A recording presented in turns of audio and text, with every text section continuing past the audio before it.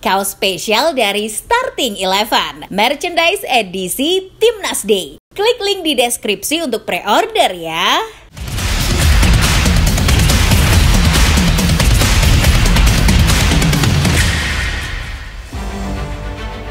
Selamat datang di Bumi Pertiwi, Patrick Kluivert. Nikmatilah perjalananmu di tanah yang katanya gemah ripah loh jinawi ini. Ya, kedatangan Kluivert ke tanah air selain banyak disorot media dunia, juga banyak membawa pengaruh. Selain sebagai magnet bagi para pemain grade A untuk gabung, calon lawan timnas Indonesia di kualifikasi Piala Dunia juga ikut panik, bahkan iri melihatnya. Loh, kok bisa sampai begitu? Memangnya kenapa? Sebelum menemukan jawabannya, football lovers sebaiknya subscribe dan nyalakan lonceng notifikasinya dulu ya, agar tak ketinggalan konten menarik dari Starting Eleven. Timnas Indonesia akan menjalani laga lanjutan kualifikasi Piala Dunia 2026 di Sydney Stadium 20 Maret mendatang menghadapi tuan rumah Australia. Namun jelang laga ini digelar, publik sepak bola Australia yang tadinya adem ayem saja akhirnya ikut heboh ketika beberapa media mereka ikut mengabarkan kedatangan sosok Patrick Kluivert.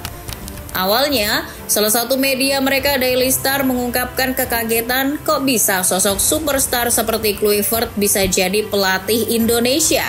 Namun, media tersebut lalu menyayangkan sikap sebagian publik tanah air yang menanggapi negatif kedatangan Kluivert. Faktanya sangat disayangkan, penunjukan Kluivert sama sekali tidak disambut baik oleh para penggemar karena banyak yang masih mendukung Sinteyong.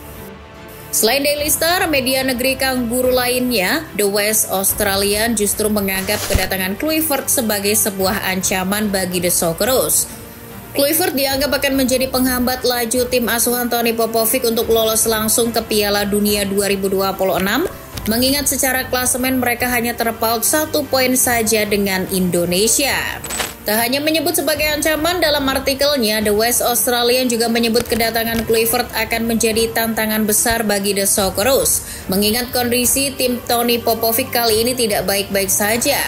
Beberapa pemain andalan mereka yang sempat buat repot timnas Garuda di GBK seperti Harry Sotar, Alessandro Kirkati maupun Kusini Yengi mengalami cedera parah.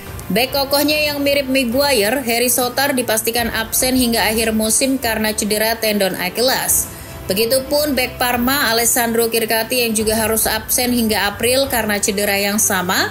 Sementara striker cepat mereka, Kusini Yengi juga masih absen membela Portsmouth di Championship karena cedera lutut. Selain kondisi tersebut, The West Australia juga menyebut bahwa faktor Kluivert yang akan mengubah gaya permainan Indonesia harus segera diantisipasi oleh Popovic. Gagal meraih poin penuh di GBK dan berakhir pada pemecatan pelatih Graham Arnold masih menjadi kenangan pahit yang masih membekas di publik sepak bola Australia.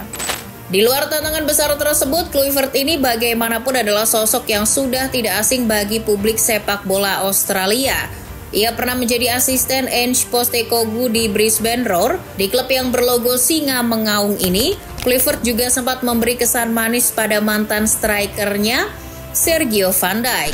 Meski hanya 6 bulan mendampingi Postecoglou dan hanya meraih sekali kemenangan di Liga Australia, namun bagi Van Dijk, Kluivert telah memberi pengaruh banyak pada ketajamannya. Seperti apa yang dibuktikan ketika di musim 2009-2010 ia berhasil menjadi top skor Brisbane Roar dengan 13 gol.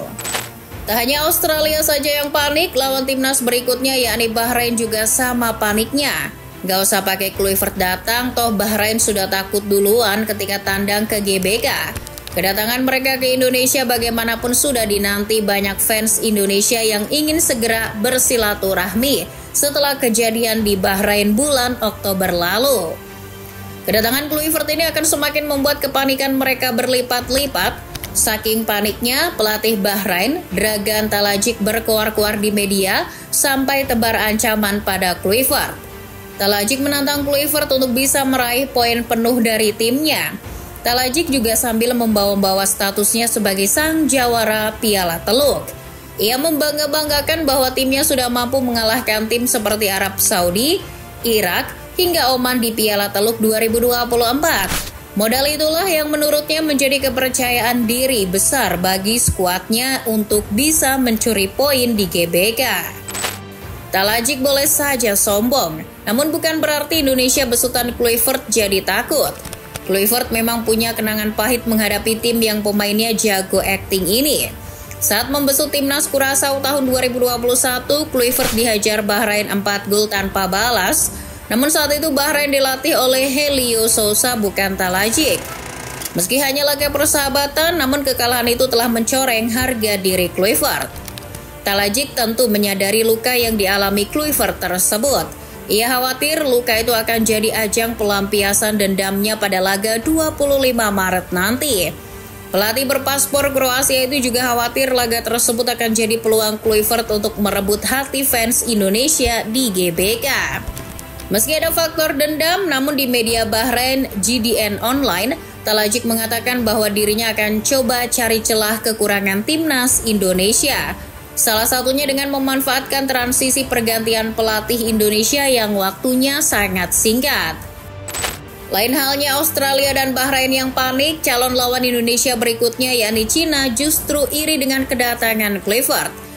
Media Cina Sohu belak-belakan mengatakan bahwa pengaruh Kluivert ini akan dimanfaatkan oleh PSSI untuk merekrut lebih banyak pemain naturalisasi grade A dengan kualitas terbaik. Bahkan secara spesifik Sohu memprediksi bahwa sebentar lagi timnas Indonesia akan mendatangkan pemain Leeds, Pascal Struijk. Patut untuk dinanti nih. Dengan pengaruh Kluivert tersebut, Sohu menyebut bahwa timnas Cina akan mendapat tekanan yang luar biasa ketika menghadapi Indonesia di GBK bulan Juni nanti. Melihat adanya tekanan besar jelang hadapi Indonesia besutan Kluivert, timnas Cina tak mau kalah. Mereka ikut-ikutan cara Indonesia dengan menambah amunisi pemain naturalisasi. Tim besutan Branko Ivankovic ini dilaporkan oleh Sohu segera mendapat suntikan 4 pemain naturalisasi baru yang diproyeksikan untuk menghadapi lanjutan laga kualifikasi Piala Dunia 2026 bulan Maret nanti. 4 nama yang akan segera berseragam tim Dragons adalah Serginho, Ryan Reposo, Oscar Marito, dan Christopher Cheng. Keempat pemain itu dilaporkan oleh Sohu sudah siap dimainkan ketika melawan Arab Saudi dan Australia. Saking sumringahnya mereka mendapat suntikan pemain naturalisasi baru, Sohu sampai membuat pernyataan bahwa 4 pemain tersebut akan semakin membuat Indonesia kewalahan. Oh iya, selain menambah pemain naturalisasi, Cina juga serius mempersiapkan dengan matang kondisi performa mereka demi hadapi rintangan yang semakin terjal di babak ketiga kualifikasi Piala Dunia 2026. Cina sudah gerak cepat memulai pemusatan latihan di Haikou, Provinsi Hainan pada bulan Januari. Tim Dragon sudah memulai panaskan mesin demi bersaing dengan tim yang makin kuat seperti Indonesia.